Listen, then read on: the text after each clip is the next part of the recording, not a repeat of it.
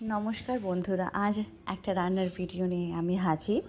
আজ আমরা বানিয়েছি মোড়া বেগুন, যেটা কিনা পূর্ববঙ্গের একটা খুব ফেমাস রেসিপি।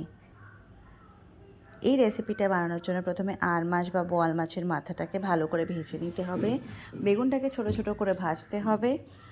আর কড়াইতে তেল দিয়ে কালো জিরা আর কাঁচা লঙ্কা ফোড়ন দিয়ে আমরা ভেজে নেব আলুটাকে। আর হ্যাঁ, বড়িটা ভাজতেও ভুলবেন না, অবশ্যই বড়িও লাগবে।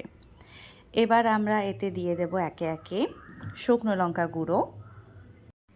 এবার আমরা দেব 1 চামচ মতো জিরা গুঁড়ো। আপনারা চাইলে ধনে গুঁড়োও অ্যাড করতে পারেন। এবার রঙটা ভালো আসার জন্য আমরা নিয়ে নিচ্ছি একটু কাশ্মীরি লাল মির্চ পাউডার।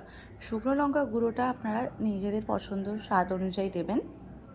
আর এইটা আমরা বেসিক্যালি দিই যাতে রঙটা খুব ভালো আসে।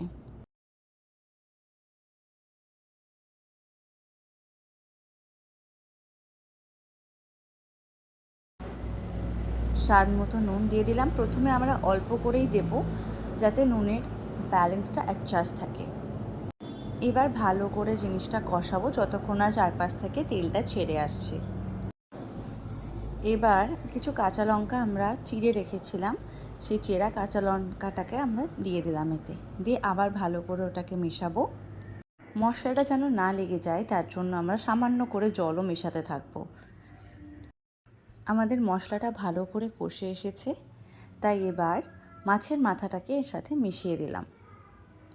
মাছের মাথাটা ভাজার আগে অবশ্যই একটু কেটে ছোট করে নেবেন, বা ভাজার পরও সেটাকে ভেঙে নিতে পারেন। এবার জিনিসটাকে ভালোভাবে মিশিয়ে কিছুক্ষণ হতে দেব। এবার ভেজে রাখা বড়িটাও এর সাথে মিশিয়ে দেব আর একটু সামান্য জলও দেব। এবার ভালো করে জিনিসটাকে মিশিয়ে আমরা বেগুনটাও এতে দিয়ে দিলাম আর এটাকে 5 মিনিট মতো গ্যাস কমিয়ে হতে দেব। জিনিসটা আমার দেখে এখন থেকেই খেতে ইচ্ছা করছে। জিনিসটা সত্যি খুবই অসাধারণ হয়। আমাদের রান্না হয়ে এসেছে।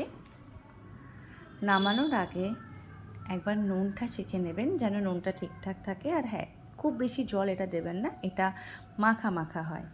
আমাদের মোড়া বেগুন রেডি। গরম গরম ভাতের সঙ্গে সার্ভ করে দিন এই টেস্টি মোড়া বেগুন।